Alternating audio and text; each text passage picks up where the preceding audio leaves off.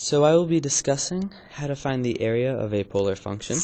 So I've started out by drawing my axes and a possible graph.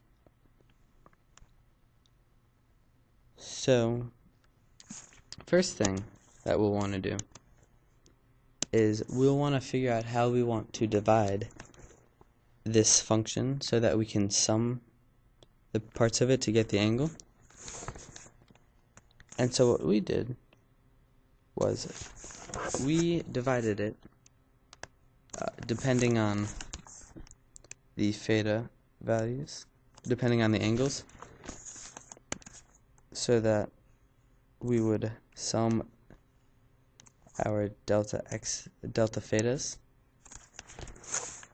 So what we considered was that each of these different sections is essentially a sector of a different circle, so that the blue function is, the blue sector is a piece of that circle,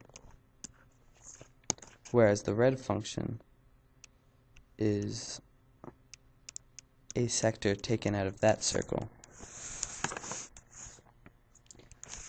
And by this logic, we were able to conclude that the area of just one of these little pieces would be delta theta over 2 pi, because that would be the percent of the circle,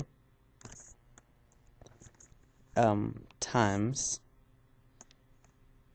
pi r squared, because that would be the area of a circle.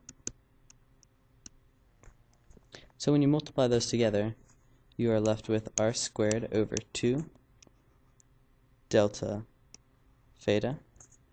And what we want to do is we want to sum all of those to find the area of this function. But to make this as accurate as possible, we want our error to be 0, and so we want our delta theta to approach 0.